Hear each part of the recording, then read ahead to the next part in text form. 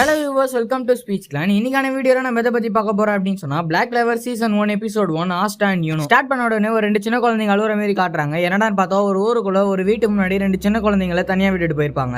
அந்த ஒரு இடத்துக்கு ஒருத்தர் வந்து புதுசா ரெண்டு பேர் வந்திருக்காங்க அப்படின்னு சொல்லி இவங்க ரெண்டு பேருமே உள்ள கூட்டிட்டு போவாரு. உள்ள நிறையும் தெரியல, இவனை பார்க்கறதுக்கு அமைதியா இருக்கான், சாந்தமான முகம். ஆனா இந்த பையனை பார்த்தா ரொம்ப சுட்டியான பையனா தெரியறானே அப்படின்னு சொல்லி சொல்லுவாரு. இந்த பையனோட பேரை பார்த்தா யூனோன்னு போட்டிருக்கும். அது அவன் பக்கத்துல ஒரு செயின் இருக்கும். அந்த ஒரு செயின்ல ப்ளூ கலர்ல ஏதோ ஒரு ஸ்டோன் மாதிரி இருக்கும். அதே பக்கத்துல இருக்கிறவனோட பேரை பார்க்கலாமே போகும்போது இந்த ஒரு பையன் அந்த ஒரு ஃபாதருக்கு மூக்குல ஒரு கிக் ஒன்று விடுறான். அவனை கீழே வந்துட்டு இந்த பையன் ஒரு மூக்குல ரத்தம் வரும். இந்த ஒரு பையனுக்கு ஆஸ்டா அப்படின்னு சொல்லி பேர் வச்சிருப்பாங்க. சரி ஓகே, என்னதான் உங்களோட பெத்தவங்க உங்களை தனியா விட்டுட்டு போயிருந்தாலும் இப்ப நீங்க ஏன் கிட்ட வந்திருக்கீங்க, என்னோட ஆஸ்டா அப்புறம் யூனோன்னு சொல்லி அவர் சொல்லுவாரு. அதுக்கப்புறம் 15 வருஷம் கழிச்சு காட்டுவாங்க. லில்லி அப்படின்னு சொல்லி யாரோ கத்துற மாதிரி கேட்கும். அதுல ஒருத்தர் யாரா அது கத்துறதுன்னு கேட்கும் போது இன்னொருத்தன் அதான் அந்த பையன் தான், அவன் எப்ப பாரு இதே மாதிரி தான் சொல்லுவாங்க.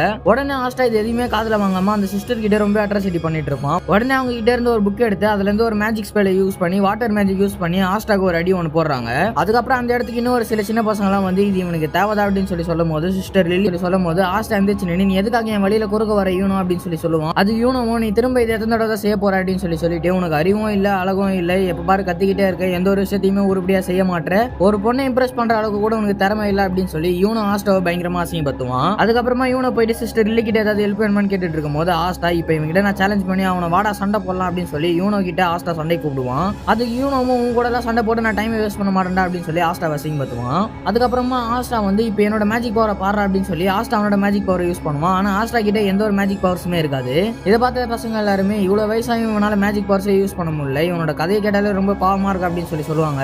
அதுக்கு ஆஸ்டா உடனே கோவப்பட்டு நான் உன்னோட பெரிய பையன், வயசுக்காக எனக்கு மரியாதை கொடுறா அப்படின்னு சொல்லி சொல்லுவான். அதுக்கு அந்த பையன் இந்த உலகத்துல மேஜிக் தான் எல்லாமேன்றது உனக்கு தெரியும் தானே, நான் ஒத்துக்கிறேன், இந்த உலகத்துல நிறைய பேருக்கு மேஜிக் பவர்ஸ் அதிகமா இருக்கும், சில பேருக்கு கம்மியா இருக்கும், ஆனா உன் ஒருத்தங்கிட்ட மட்டும் தான் மேஜிக் பவர்ஸ் இல்லைன்னு சொல்லி அந்த பையன் சொல்லுவான். உடனே ஆஸ்டா இதை நான் பயன்படுத்தணும்னு நினைக்கல, ஆனா என்னோட வெப்பனை நான் இப்ப பயன்படுத்த போறேன்டா அப்படின்னு சொல்லி பட்டன் கீழே படுத்து புஷப் எடுக்க ஆரம்பிச்சிருவான். அதுக்கு அங்க இருக்கிற அப்ப யூனோ வந்து அவனோட மின் மேஜிக் யூஸ் பண்ணி சிஸ்டர் லில்லி தோச்ச எல்லா துணியுமே இன்ஸ்டன்ட்டா காய வச்சு பார்த்துவாங்க. ஆஸ்டா யூனோ கூட மாதிரி நடக்க போது அதுல உனக்கு ஏத்த கிரிம்பார்ன்றது கிடைக்கும், அதுக்கப்புறம் முன்னாலேயே மத்தவங்கள மாரி ஈஸியா மேஜிக் பவர்ஸ் யூஸ் பண்ண முடியும் அப்படின்னு சொல்லி சிஸ்டர் லில்லி நம்ம ஆஸ்டா கிட்ட சொல்லுவாங்க. அதுக்கு ஆஸ்டாவும் நம்பிக்கை கொடுத்ததுக்கு ரொம்ப நன்றி அப்படின்னு சொல்லி சொல்லுவான். ஆஸ்டா எழுந்திருச்சு நின்று எனக்கு கிரிம்பார் கிடைக்க போது, அதுக்கப்புறம் நான் மேஜிக் நைட்டா மாறுவேன், அதுக்கப்புறமா கண்டிப்பா ஒரு நாள் விசார்ட் கிங்காக மாறுவேன் அப்படின்னு சொல்லி கத்தி கொஞ்சம் பாசத்தை காட்டினா நல்லா இருக்கும். நீங்க ரெண்டு பேருமே சின்ன வயசுல எப்படி இருந்தீங்க ஞாபகம் இருக்குல்ல, நீங்க ரெண்டு பேருமே எந்த ஒரு விஷயத்த பண்ணாலும் ஒன்னாதான் சேர்ந்து செய்வீங்க அப்படின்னு சொல்லி நம்ம சிஸ்டர் லில்லி சொல்லுவாங்க. சிஸ்டர் லில்லி யூனோ சின்ன வயசுல ஒரு அழுமூஞ்சி பையனா தான் இருந்தான், ஆனா ஒரு நாள் அடிப்பட்டு இருந்த ஆஸ்டாவும் வீட்டுக்கு கூட்டிட்டு வந்தான். அந்த ஒரு நாள்ல இருந்து யூனோ இன்னி வரைக்கும் அழுகவே இல்லை அப்படின்னு சொல்லி சொல்லுவாங்க.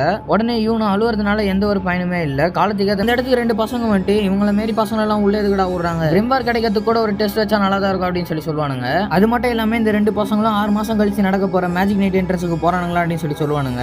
எனது மேஜிக் நைட்டா அந்த ஒரு இடத்துல சேரணும்னா மேஜிக் குடும்பத்திலயும் இல்ல ஹை லெவல் மேஜிக் தெரிஞ்சவங்களையும் மட்டும்தான் அந்த ஒரு இடத்துல எல்லாம் சேர்த்துப்பாங்க, இந்த மாதிரி ஆளுங்களெல்லாம் அந்த ஒரு இடத்துல சேர்த்துக்கவே மாட்டாங்க அப்படின்னு சொல்லி இவனுக்கு ரெண்டு பேர் பேசிப்பானுங்க. அதுலயும் அவங்க ரொம்ப ஆர்வமா ஒரு பையன் இருக்கால, அவனுக்கு மேஜிக் பண்ணவே தெரியாதான் அப்படின்னு சொல்லி சொல்லுவான். அவன் மேல ஒரு கண்ணு வச்சு இந்த உலகத்துல மேஜிக் கூட பண்ண தெரியாத ஒருத்தெல்லாம் உயிரோடு வாழ்ந்துட்டு இருக்கானா அப்படின்னு சொல்லி இவனுக்கு ரெண்டு பேருமே மாஸ்டர் இந்த ஒரு இடத்துல இருந்து இது வரைக்கும் யாருமே மேஜிக் நைட்டா ஆனதும் கிடையாது, விசார்ட் கிங்கா ஆனதும் கிடையாது, இந்த தடவையாவது யாராவது மாறுவீங்களா அப்படின்னு சொல்லி அவர் கேட்பாரு. தயவு செஞ்சு இந்த தடவையாவது யாராவது ஒருத்தர் இந்த இடத்துல இருந்து மேஜிக் நைட்டா போயிடுங்க அப்படின்னு சொல்லி அவர் கத்துவாரு. இப்ப கிரிம்வார் செரிமனி ஆரம்பிக்கலாம்னு சொல்லி அந்த ஒரு விஷயத்த ஆரம்பிப்பாங்க. ஏகப்பட்ட பேருக்கு கலர் கலரா விதவிதமான கிரிம்வார்ன்றது போய் சேரும். ஆனா நம்ம ஆஸ்டாக்கு எந்த ஒரு கிரிம்வாருமே கிடைச்சிருக்காது.